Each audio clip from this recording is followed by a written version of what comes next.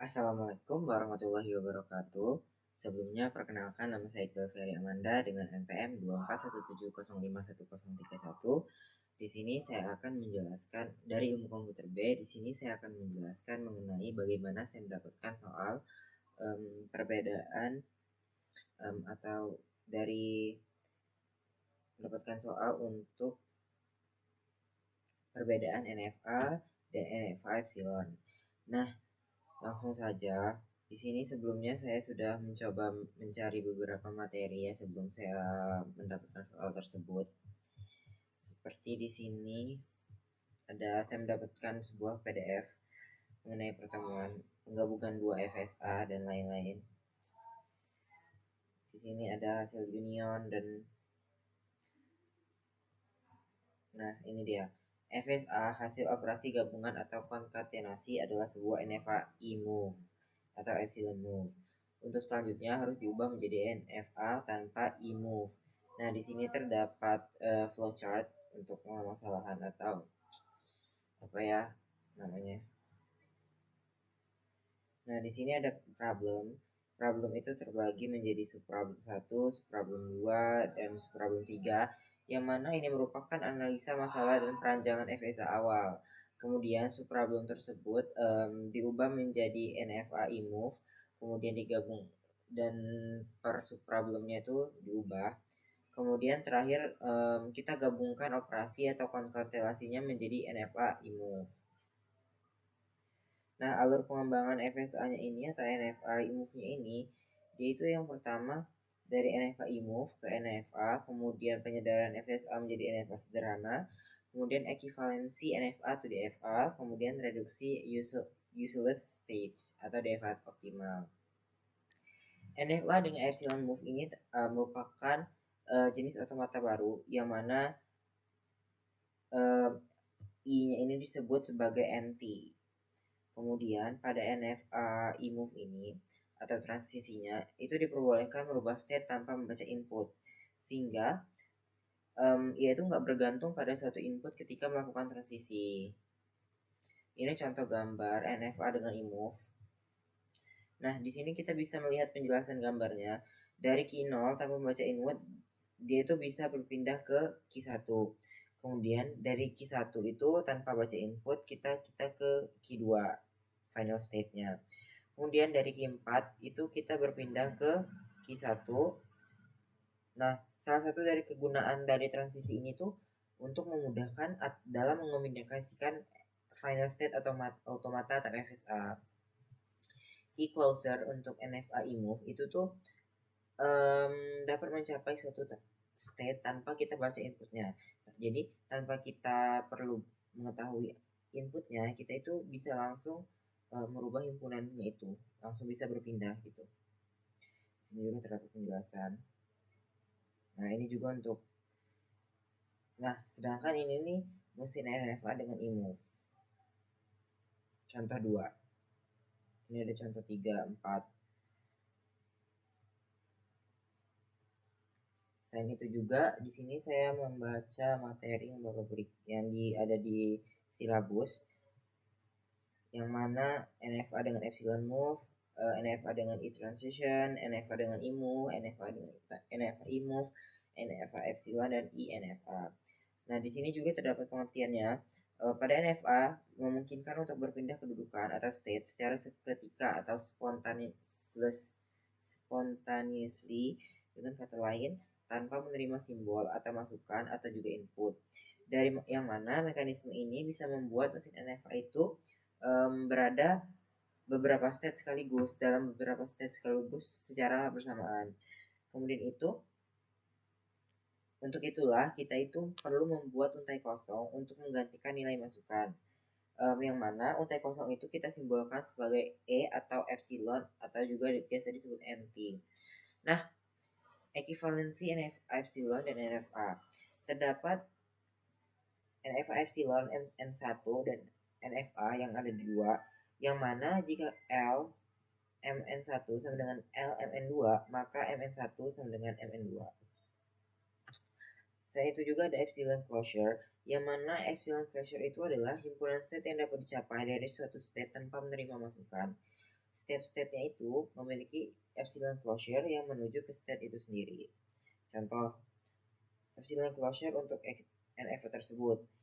Epsilon closure untuk A, B, closure B itu B, closure C, A, B, C. Nah, langkah-langkah untuk mengubah NFA epsilon itu menjadi NFA aja, itu yang pertama kita perlu membuat tabel transisi NFA. Kemudian juga kita harus menentukan e-closure untuk setiap state. Kemudian kita harus mencari setiap fungsi transisi hasil perubahan dari NFA ke NFA ini. Kemudian juga membuat tabel transisi NFA berdasarkan hasil angka 3. Kemudian menentukan hasil state akhirnya. Yang keenam, kita harus membuat diagram dari tabel transisi dari langkah keempat.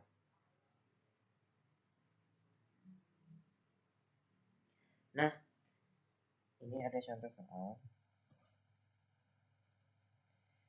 Sebelumnya juga saya sudah mencari menggunakan bantuan AI untuk lebih jelasnya lagi, karena kan itu masih singkat-singkat ya.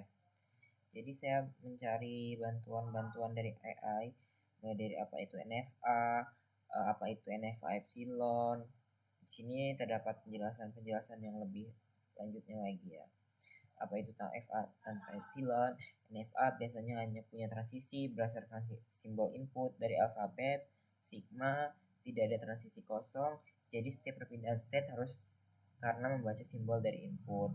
Nah, ini juga cara mengubah NFA mulai dari hitung e-closure dari setiap state, definisikan ulang transisi tanpa epsilon, tentukan start state, tentukan final state-nya. Kemudian itu saya mencoba membuat tabel transisi NFA-nya. Ini langkah-langkahnya. Ini bentukan tabelnya. Selain itu, saya kan belum terlalu jelas ya, jadi saya minta rincian yang lebih lagi, seperti penjelasan singkat epsilon NFA adalah non-deterministic finite automaton yang mengizinkan transisi kosong epsilon, yang mana perpindahan state tanpa membaca simbol input. Hal ini membuat konstruksi MIS dari regular expression itu lebih mudah, sehingga secara kekuatan bahasa tidak lebih kuat, tapi secara kekuatan bahasa tidak lebih kuat daripada NFA atau DFA biasa. Semuanya ekuivalen atau regular language. Ini sebagai definisi formalnya dengan 5 tuple. Cara kerja mesin saat membaca input, menghilangkan transisinya.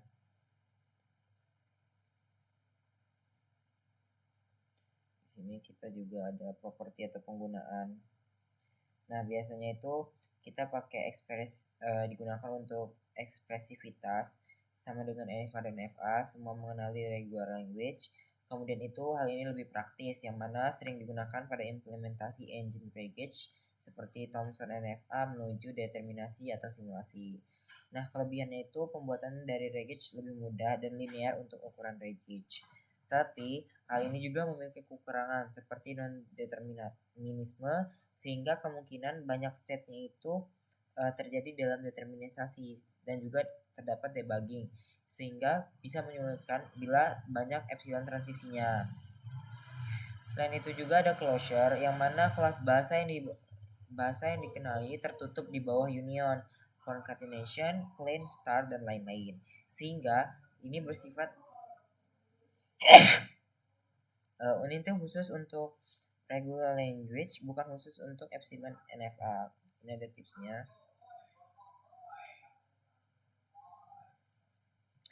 Nah, dari penjelasan di atas saya mendapatkan sebuah soal, yang mana soal tersebut telah saya masukkan ke dalam GForm TBO.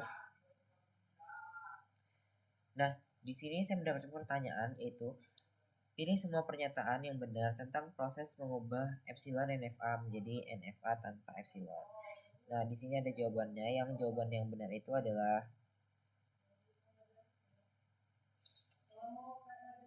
yang hasil akhir pasti DFA. Setelah penghapusan epsilon tidak boleh ada transisi tersisa. Proses penghapusan epsilon bisa menambahkan satu state baru opsional jika ingin membuat satu start state language yang mewakili e-closure awal.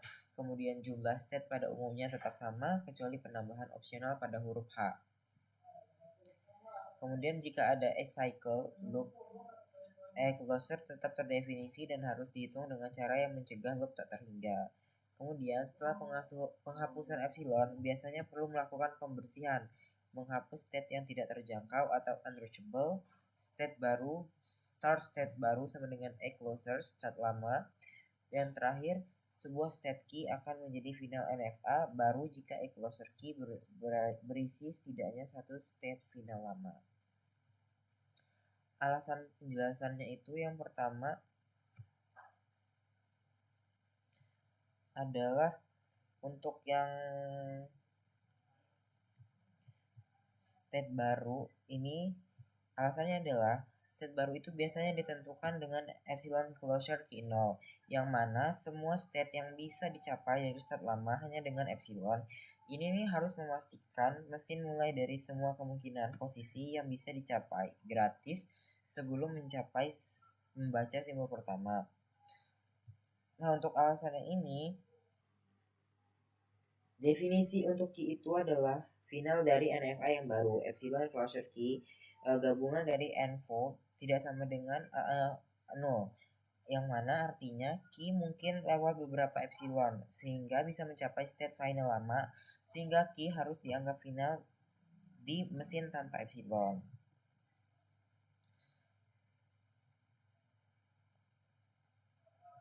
Nah, yang berikutnya itu ada hasil akhir NF.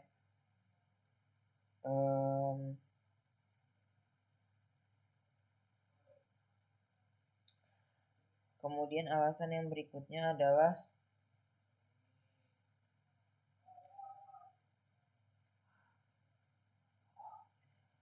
salah, nampaknya kunci jawabannya yang benar itu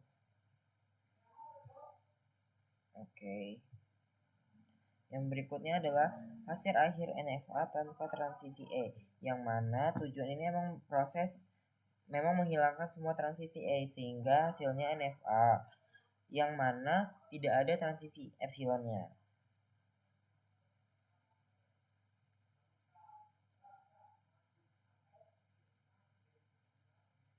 Yang berikutnya adalah setelah proses selesai, tidak boleh tersisa transisi E, kecuali Anda sengaja mempertahankan satu epsilon untuk representasi start baru. Jika algoritma dijalankan dengan benar, semua efek epsilon diabsorbed ke dalam hal tersebut dan penentuan final startnya. Yang ini salah.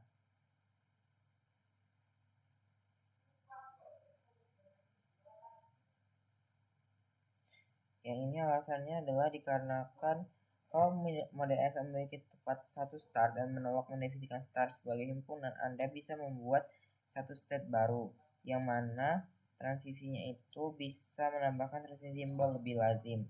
Sehingga kita itu boleh menambahkan satu state baru dan membuat transisi epsilon ke semua state di epsilon closure. Yang berikutnya adalah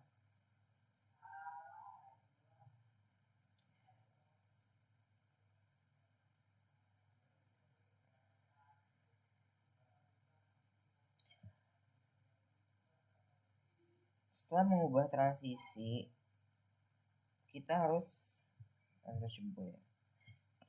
menjadi state unreachable dari state baru sehingga menjadi lebih rapi. Itu alasan-alasan dari jawaban ini.